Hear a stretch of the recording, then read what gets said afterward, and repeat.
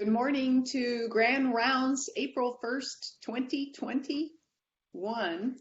I have a couple of announcements before we hear from Dr. Pate about palliative care in a pandemic.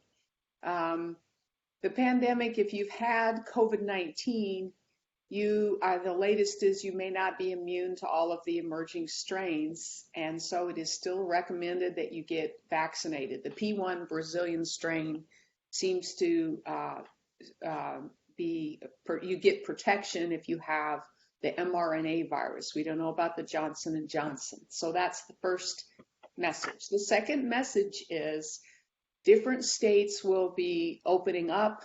Indiana's mask mandate will go away in 5 days. So that will cause some confusion as people are coming back and forth from work and across the bridge.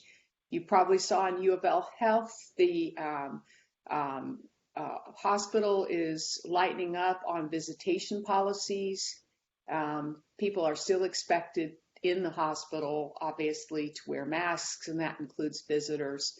So keep that in mind, keep yourself safe. And with that, I'm going to let Dr. Clay Smith, our Chief of General Internal Medicine, Palliative Care, and Medical Education, introduce Kimberly Pate. Good morning, everybody. It is my pleasure to introduce Dr. Kimberly Pate, Assistant Professor in our division. Her and her team have been integral in helping us combat the COVID-19 pandemic here at UofL.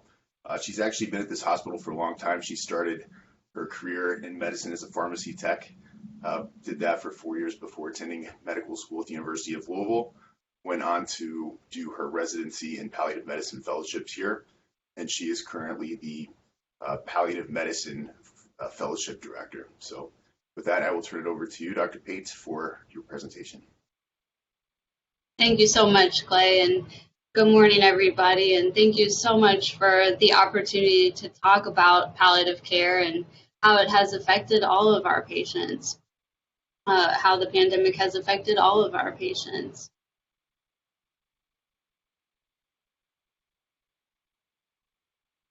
And I have no disclosures.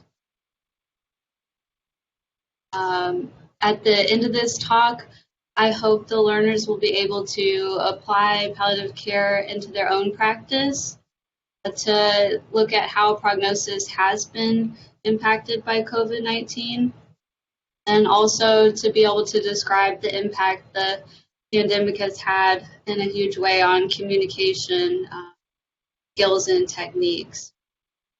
And we'll start out with the case. I think patients are our best teachers, and even though this is a case where the patient didn't have COVID-19, it kind of illustrates how everyone's been affected by the pandemic. And we'll try to make this talk a little interactive. There will be some opportunities to respond in the chat and things.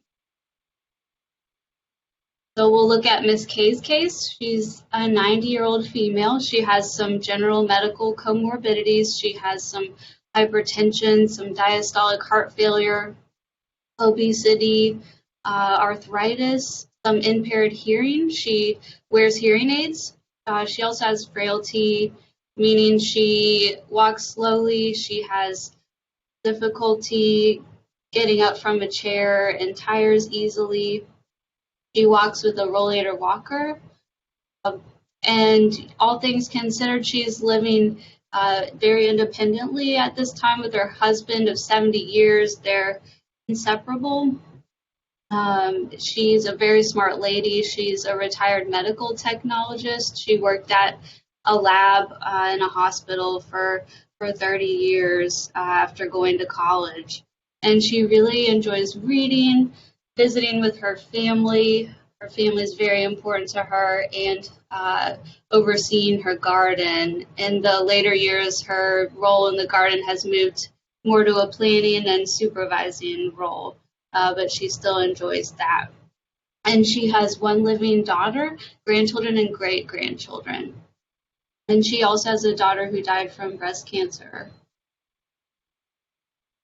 At the very beginning, near the beginning of the pandemic, back in March 2020, She's coming in from a short walk with her walker, and falls on her stairs coming up to her house, just a couple of stairs, and she fractures her left wrist. It's a non-operative fracture, but she has to wear a brace for several weeks. And this really impairs her mobility, her ability to walk with her walker due to the brace, and also to do her other activities of daily living, such as bathing and toileting. She starts needing assistance with those.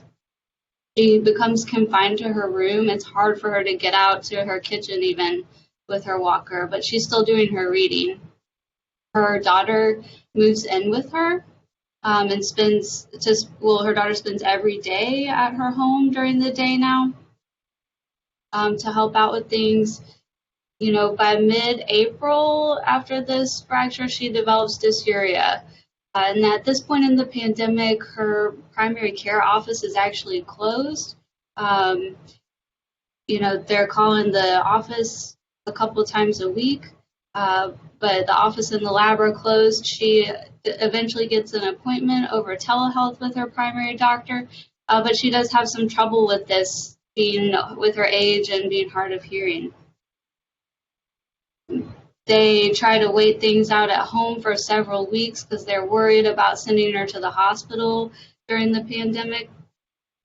But she ends up being admitted with weakness and is found to have hyponatremia and a UTI. At this point, the hospital is not allowing any visitors, and she also doesn't have her hearing aids. And she develops these things lead to or contribute to her developing delirium during her hospital stay. And there's also staffing shortages. It's really hard for her daughter, who's her POA, to get good information and updates about her medical plan and treatments. And due to their concerns about her contracting COVID and the visitor restrictions, at the end of the hospital stay in May, they decide to try to return home instead of going to a subacute rehab. They come home with home health and PT, and she has a Foley catheter at that time for urinary retention. At this point, her daughter moves in day and night to provide more assistance. But unfortunately, over the next several weeks, Ms. K continues to have some further decline. She's eating less over time. She's having some intermittent waxing and waning of cognition with some hypoactive delirium going on, and she's mostly in bed. Home health tries to take out the Foley catheter, but then a short while later, it has to be replaced in the ED by the end of May. And, her family is afraid to bring in other family members or private nursing. They're worried not only about her contracting COVID-19, but also her 90-year-old husband. So this leads to her daughter having really increasing caregiver distress and fatigue. And even though her family is so important to her and she's declining, the rest of her family only gets to visit her briefly through the window when she feels strong enough to get up to a chair. So at this point, her quality of life is significantly decreasing. She tells her family, "I want to die, but they won't let me," indicating her husband and her daughter. When her daughter talks to her more, she decides she really does want answers about why she's declining and what could be going on. She had been hesitant about getting palliative care, but she finally gets in a home-based palliative care telehealth appointment. This is in June now. And it's decided that the goals at this time are still full supportive treatments to see if she can get back some of her independence, which was so important to her. The palliative team chaplain also does a visit by phone and provides some support and life review, which the family finds really meaningful. But despite everybody's best efforts to keep her out of the hospital, she's admitted again in June with weakness and confusion. And at that time, she has sepsis due to a UTI. Despite full treatments with IV antibiotics, she continues to decline with delirium, weakness, and decreasing intake. Her family talks with her physicians, and they opt for comfort-focused care at this time. She's admitted to the inpatient hospice, where finally her husband can visit her, and she dies 10 days later. So even though our patient didn't have COVID-19, if you can respond in the chat, what do you see as some of the challenges due to the pandemic in this case? Give a minute for people to weigh in.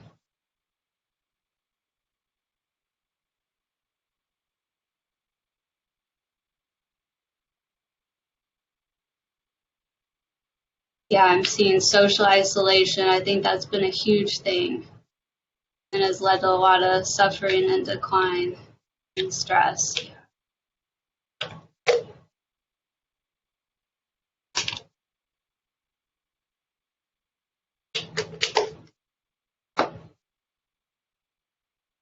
Okay. Difficulty getting appointments. Yeah, fears about contracting COVID at the hospital or giving it to her husband. Yeah, that leads to a lot of stress. Harder access to care. Harder to clarify goals and the policies, the visitor restrictions. That's played a huge role. Yeah, those are great comments. Thank you all. Yeah, and staffing shortages, that's really affected things too. So, and I thought so too, that there's just been so many factors going on, especially masks and the visitor restrictions. I've really seen a lot of impaired communication.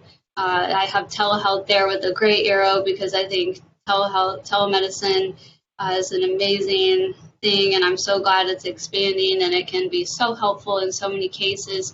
But there are cases too where it's harder for patients, like in our case, when they have trouble hearing or with their age, or if they don't have access to the internet, or even if they're just not comfortable using the technology.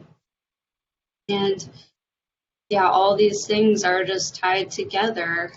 And I've seen a lot of increased loneliness and suffering and grief.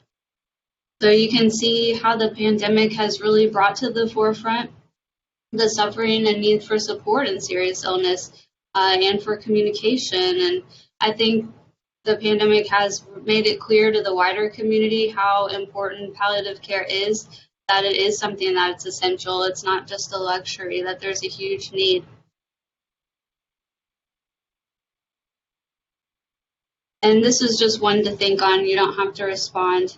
But in our case, one factor was palliative care was delayed. The patient was hesitant about getting it. So how would you best explain palliative care to patients and their families so that they're more accepting of it?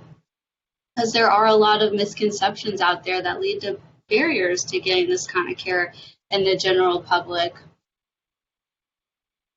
And I think the Center to Advance Palliative Care, CAPC, I think they describe it the best. They've done a lot of work on the best way to explain this to patients so that they'll be accepting. And they describe it as specialized medical care for people living with serious illness. It's care that's focused on providing relief from symptoms and stress of illness. And the goals are to improve quality of life for both the patient and the family.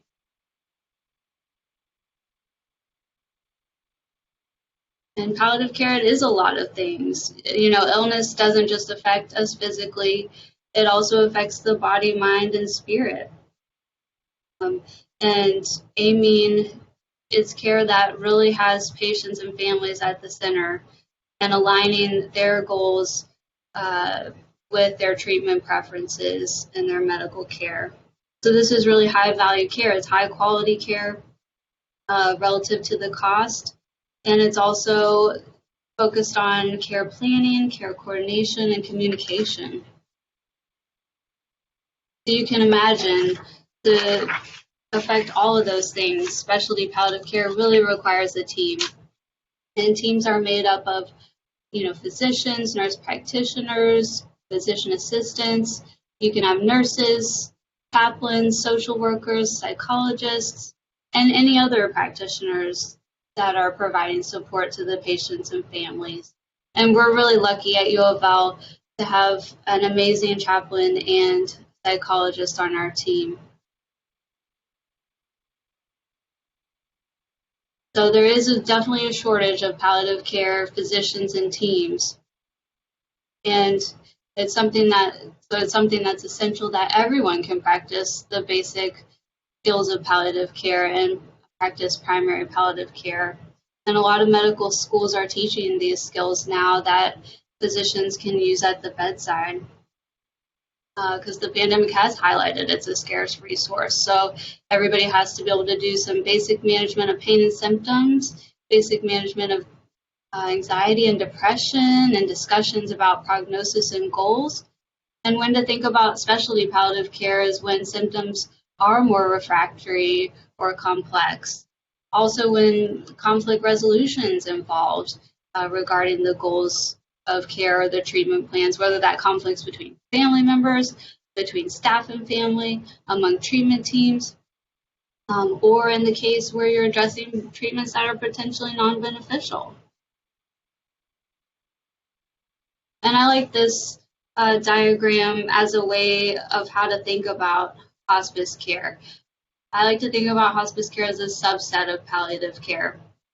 And hospice care is distinguished from palliative care when the average prognosis is approximately 6 months or less, and the goals are comfort focused. But it's all the same type of care as palliative care as far as the emotional, physical, spiritual support through an interdisciplinary team, the focus on symptom management and quality of life. And hospice care is when time is getting shorter and goals are more comfort focused. And this is a Medicare insurance benefit, or it's covered by any kind of insurance benefit you have, really. And since it's an insurance benefit, it covers all of your care related to your serious illness, to your terminal illness. And I think this concurrent palliative care diagram illustrates how much palliative care can help early on, that it can really be provided alongside curative interventions. And it can start at diagnosis. And at the beginning of illness, palliative care plays a smaller role.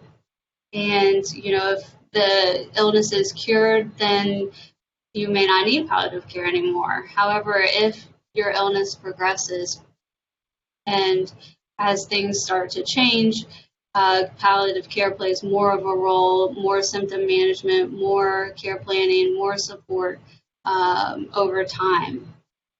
And then hospice care can start when the average prognosis is approximately 6 months or less. And of note, hospice care continues even after death with the grief and bereavement support that they provide, covered for 13 months. So, and of note, some patients can even live longer with palliative care, because I think when you feel better, you do better.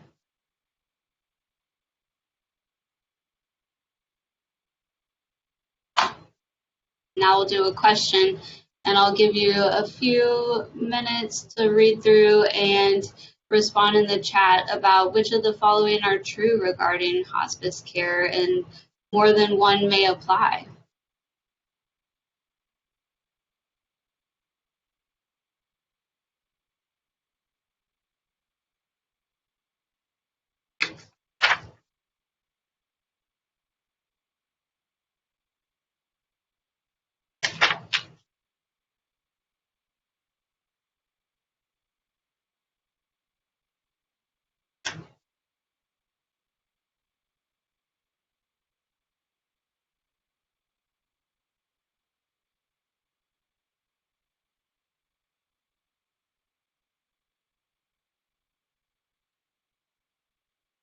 Okay, great. I'm seeing some responses.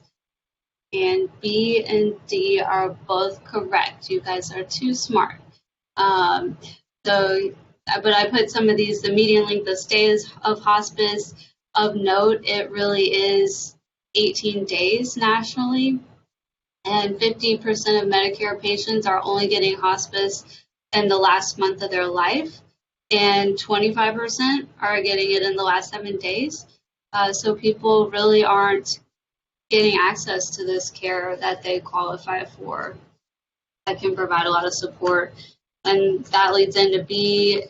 It's an insurance benefit that covers so many things: all your care, nurses, equipment, medications, on-call support, volunteers. And C, this is what a lot of patients are worried about or thinking. They worry that they can't follow up with their primary doctor, or that they have to stop all their medications, and really they can follow up with their primary doctor and continue most of their medications.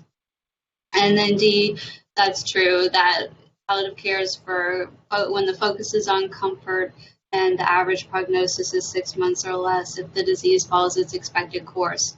Although I'll tell you, some patients end up having hospice much longer, because not everyone disease follows the expected course, especially if you're getting really good care. It can be longer. Okay. So something to think on. Let's think about prognosis in our case.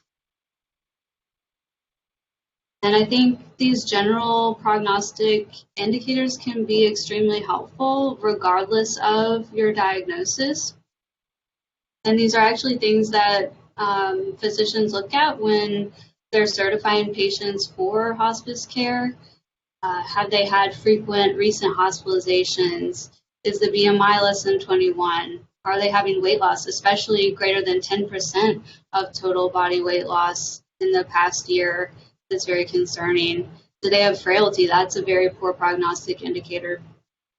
Is there decreasing functional status? Are they requiring more assistance with their ADLs? Are they requiring total assistance with their ADLs? And I mean, it seems common sense, but sometimes patients tell us that they're dying, and I don't think you can overlook that. Sometimes they know more what's going on with their body than we even do. They may know things are changing. And the rate of the decline, too, can be really helpful. We saw in our case that things were changing pretty quickly over the past few months. And our patient had a lot of these things: the frequent hospitalizations, the frailty, the decreasing functional status, requiring more assistance. Okay. Another helpful tool can be the surprise question. And this comes from a study in the Journal of Palliative Medicine. And they asked physicians, would you be surprised if this patient died in the next year? And it looked at 826 cancer patients. And when the patients were classified as no, when they said, no, I would not be surprised if this patient died in the next year, those patients had a 7 times greater hazard of death in the next year. So that can be a really simple and effective tool to help gauge prognosis. And in my practice, if you're not surprised if they would die in the next year, probably the prognosis could be weeks to months even. And that may signal you that they could qualify for hospice, because in general, we know that physicians overestimate prognosis. And things that can help with that are getting multiple members of the team to weigh in. That can increase accuracy, or getting an outside opinion can all help increase accuracy of prognosis. Another great tool is the Palliative Performance Scale, or PPS level. And this is similar to the Prognostic performance scale, except it also includes not just functional status, but what their intake is and their cognition level. And a PPS of 50% or less often correlates with prognosis of approximately 6 months or less. And then PPS of 20%, that's when patients are, totally bedbound, just taking sips and bites, sleeping most of the time. That can correlate with days to weeks prognosis strongly. And then a PPS of 10% when the patient's sleeping all the time, not eating or drinking anymore. That's what we see in the last hours to days of life. Okay, so our patient did not have COVID, but what if she did? How would a diagnosis of COVID-19 impact prognosis in this case? So here's a good visual aid for how patients are doing when they get COVID-19, a good visual summary. And in general, we know most people, about 80% have mild illness. So it's the stay at home and chicken soup. About 15% have a severe illness where they have shortness of breath, they're hospitalized. And then about 5% require ICU care and develops respiratory failure, multi-organ dysfunction, and shock.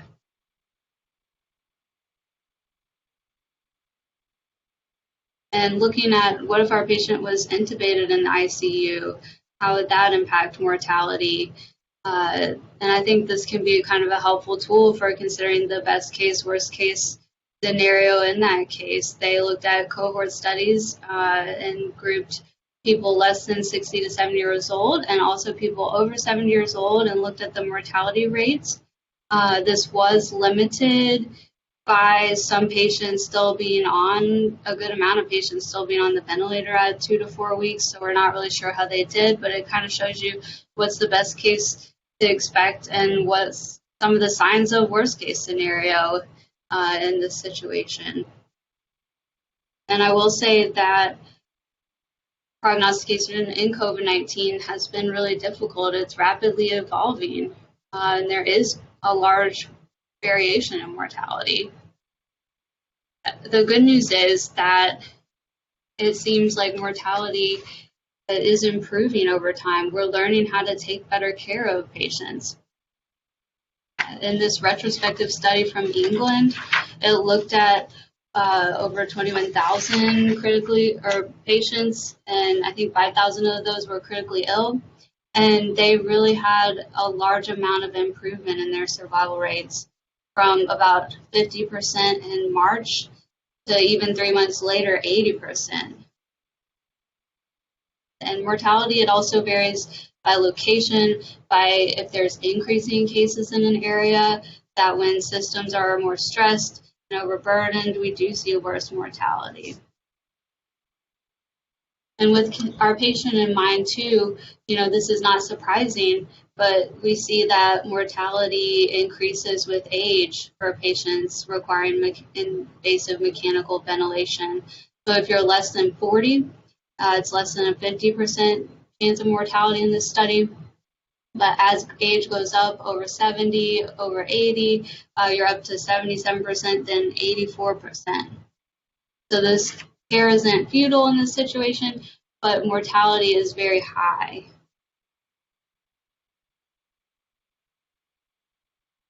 And then also not surprising, the study looked at nursing home patients. It was a cohort study of over 5,000 nursing home residents from over 350 nursing homes, and they looked at 30-day mortality after COVID-19 diagnosis. And, they saw the same thing with increasing mortality with increasing age, with decreasing physical function, so the more support they needed with ADLs, the worse mortality, and the worse cognition was, the worse mortality was.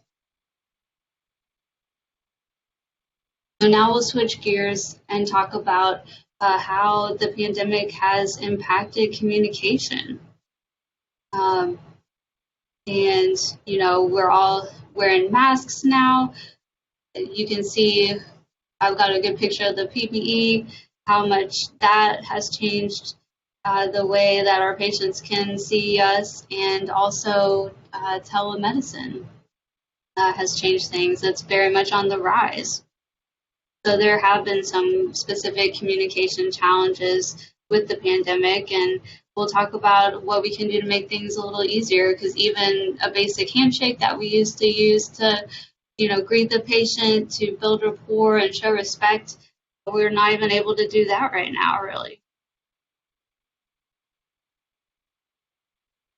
And just to illustrate how difficult masks can make things, I thought we'd look at pictures and respond in the chat if you want to take a guess of what emotion this could be, whether it's anger, sadness, a neutral, disgust, happiness.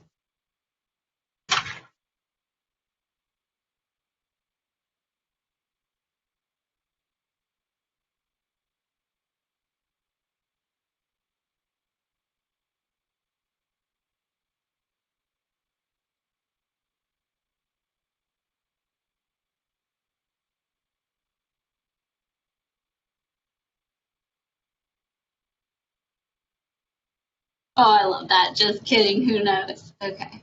So we got some C's, some D, happiness. Yeah. Okay. I feel a little bit better because this one was really hard for me too. So it actually is neutral, but it's very hard to tell from, happiness or sad. You're really just kind of guessing if you can't see the whole face. Okay, we'll do another one. Okay, what do you think this one is? Is this person angry, sad, neutral? Is this disgust, happiness?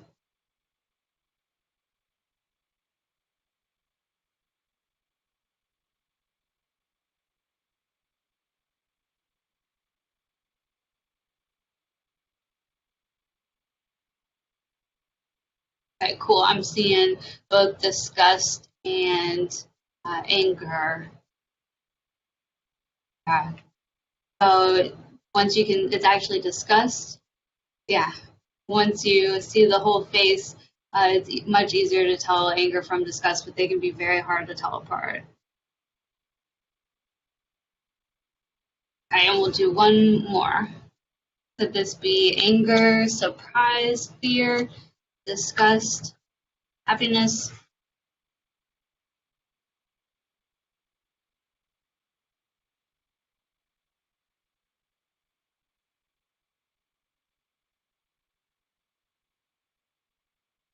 Okay, great. Yeah, we've got some B's and C's, so surprise and fear. And actually, it's fear. So it's very hard to tell surprise from fear, too.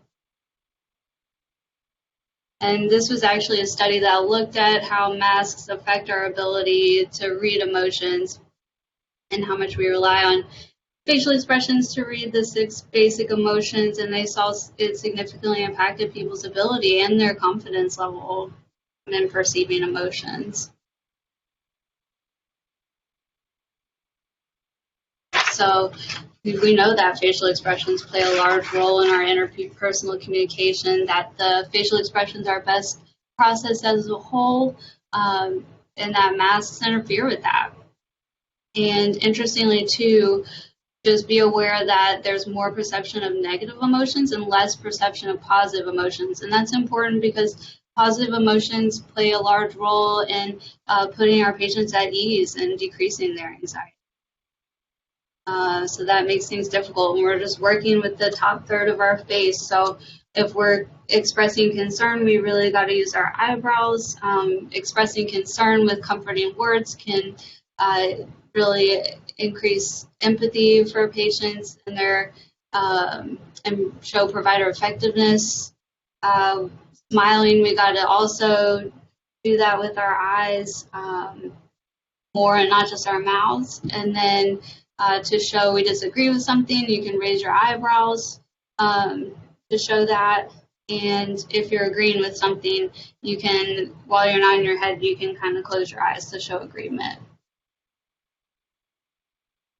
So some other things to remember, it's more important to introduce ourselves every time because we all look much more similar. I find it much harder to recognize people when they're wearing masks. I think acknowledging the difficulty of the situation can be helpful too. Saying, I know it's hard to talk about these things on the phone or without your family here. Or please let me know if you can't hear me. I know it's harder to hear with these masks on. Something just to acknowledge the situation. Checking in more frequently with your patients. And using that reflective listening, I hear that you're upset about this. Am I hearing that right? Things like that. Getting on their levels, even more important. Sitting down so we're not towering over them in our masks. Using open-ended questions. If you ever don't know what to say, you can always say, tell me more, and find out more. So tell me more is really good. And digital technology in the appropriate setting can be very helpful. It's shown that people can still perceive emotions very well over telemedicine. And then ask permission to discuss difficult topics, to give back more control, and be mindful of prosody, which is adjusting the tone of your voice as well as inflection.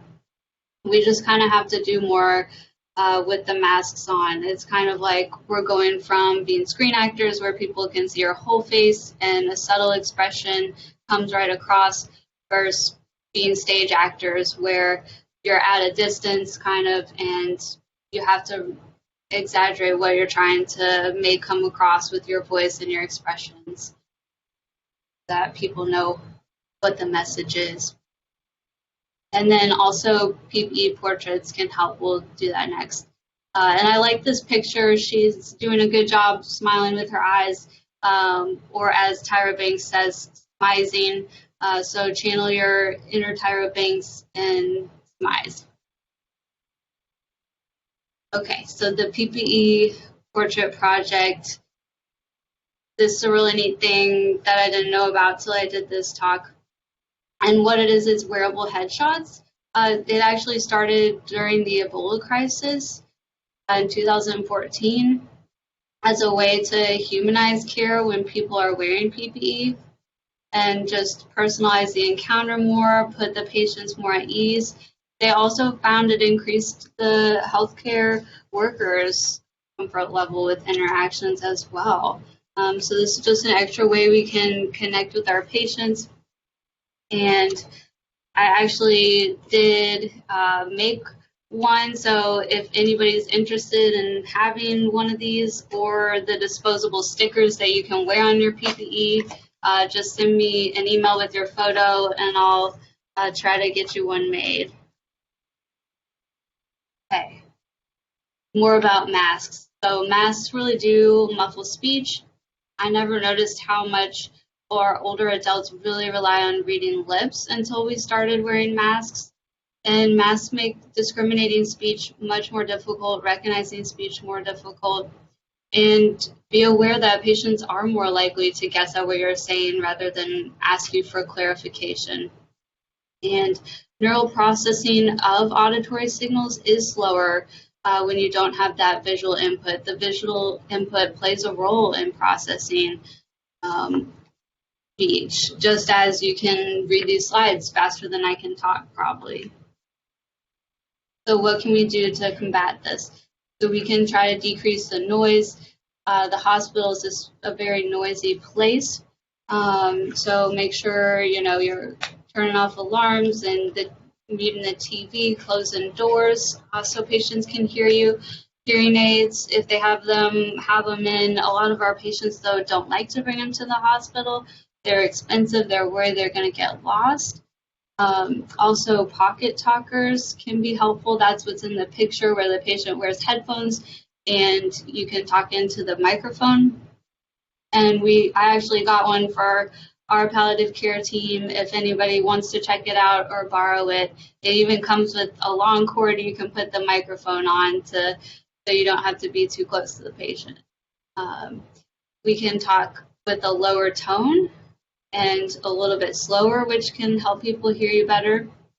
And remember, if they don't hear you, to try rephrasing rather than repeating what you said, because some words are just easier to hear than others. And it's not helpful to exaggerate pronunciation. So our nonverbal cues are very important. We know that these things really contribute to patient satisfaction, the perceived provider's effectiveness. It matters just as much, probably more, how we say things and what we actually say. So make sure we're making some good eye gaze, leaning in to show interest, nodding our head when we're listening, making sure our arms and legs aren't crossed and that we're oriented towards the patient, and also keeping gestures symmetrical. One-sided gestures can be perceived as aggressive or threatening. I know from my husband being in the Army that whenever you're trying to aggressively make a point without full-on pointing, the subtle way to do that, they call it the knife hand, which is a one-sided gesture. That helps. Okay. So we'll go back to our case now. And you may not know this, but the patient in the case was actually my grandmother. And, you know, I've heard so many stories similar to hers, so I wanted to share hers. She is such an important person in my life. And, you know, even though things were really challenging with the pandemic, you know, even despite all the resources and knowledge my family had, it really complicated things, but there are still a lot of beautiful moments too. In the bottom left-hand corner is actually where she got to meet her great-grandson, my son Eli, through the window when she felt good enough to get up to the chair one day. And in the top right corner is a picture of her a few years before that. And I always like to have a picture of when people are young too.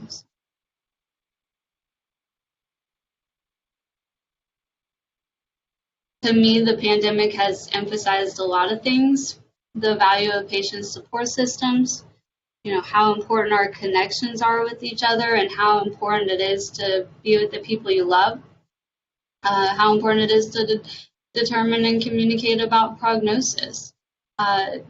It's brought awareness to the increased stress and suffering of our patients and our clinicians.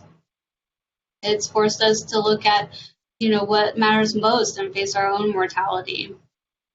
And also, you know, it's highlighted how important staying at home is, and more people seem to be choosing to go for that rather than going to a nursing facility, as well as how important advanced care planning is and making sure you've identified your healthcare surrogate. Everybody really needs to have that healthcare surrogate. And in summary, the pandemic has shown how important and what a need there is for palliative care. We looked at prognosis, and, you know, even though it's rapidly evolving in COVID-19 still, our general prognostic indicators are just as helpful. And then remember to recognize nonverbal communication skills and tools and replace them when necessary. And I wanted to share some resources from CAPC, the Center to Advance Palliative Care. They have a wonderful resource hub for COVID-19 to check out.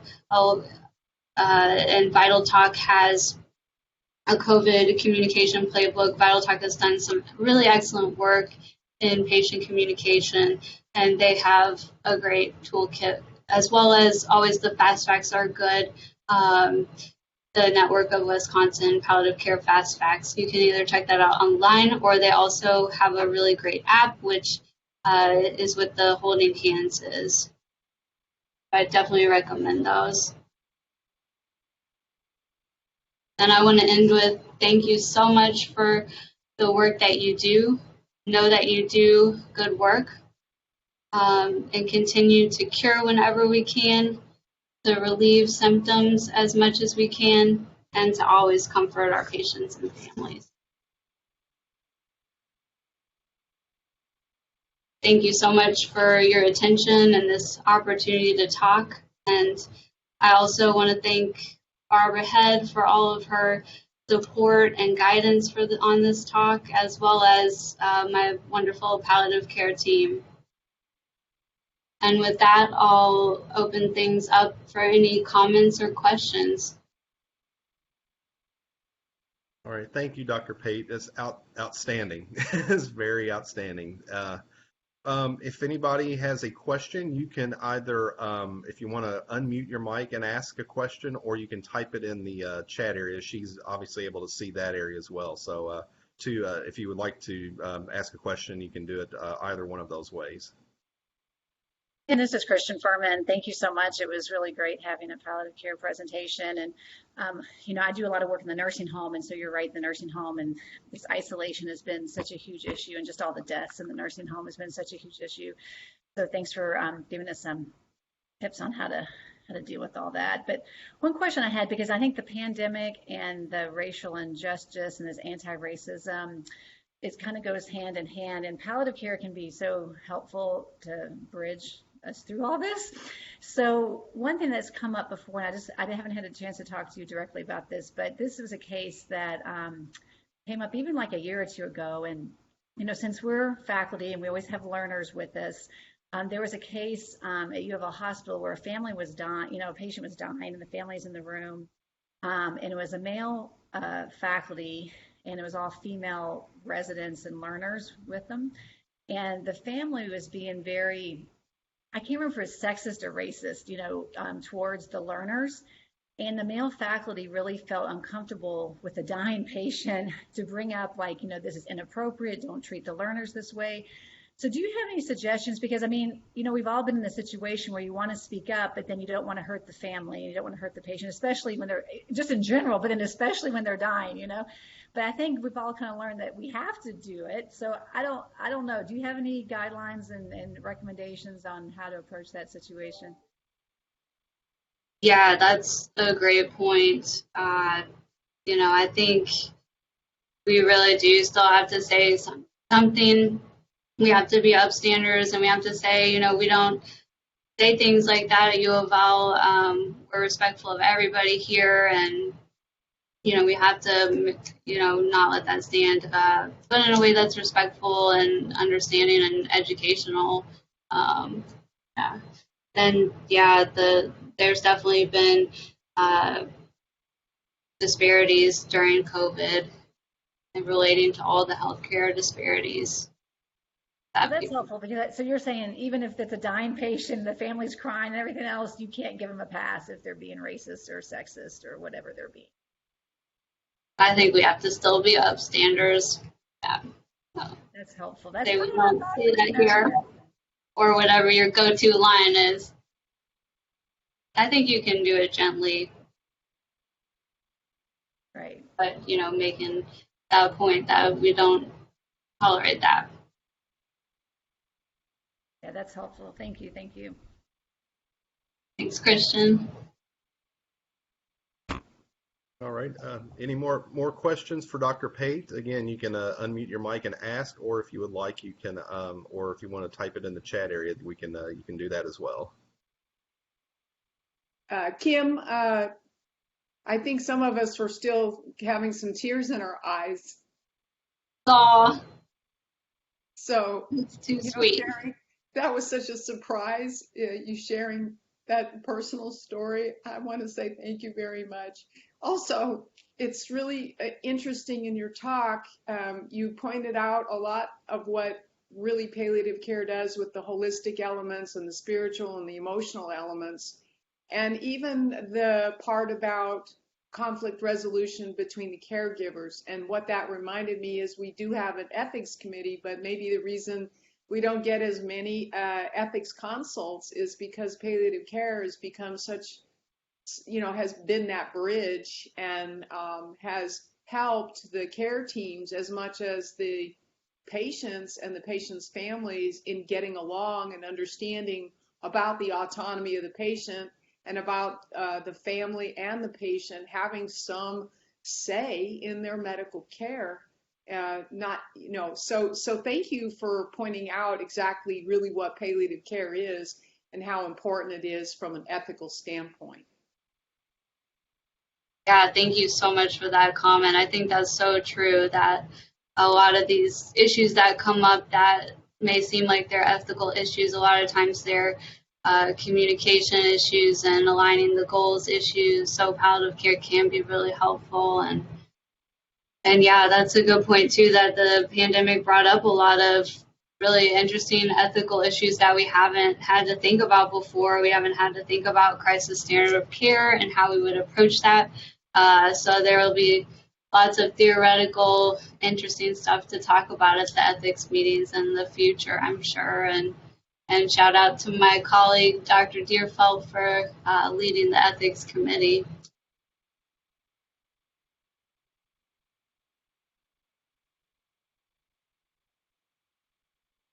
I guess the last thing UofL Health published that a COVID-19 patient hospitalized that might be dying now can have a family member visit. So I'm really happy that that the visitation for families in the hospital, has stepped forward, and we're more reasonable as we have herd immunity and also immunizations. Yeah, that's wonderful timing for this talk. It's so important for our patients and families to have their people with them. It makes such a difference. And thank you all so much for participating. And if you want a PPE portrait, don't forget to email me. Thank you, Dr. Pate. Again, as we mentioned, it's very, very timely, very pertinent talk and outstanding talk. So we really appreciate it. And thank you for this wonderful presentation this morning. So just let everybody know, we will be back again next week, 8 a.m. next Thursday. And grand rounds goes, I believe, the last actual grand rounds will be May 20th, I believe. We actually will finish before June. Speaking with Dr. Cook, I think we'll kind of have some ideas for awards day this year, maybe virtual, but we're kind of working on that right now. So just a heads up to everybody. And I believe that would be May 27th on your calendar. So again, thank you everybody. And we really appreciate it. And thank you again, Dr. Pate, for a very terrific talk today. Thank you all. Have a good day. You too.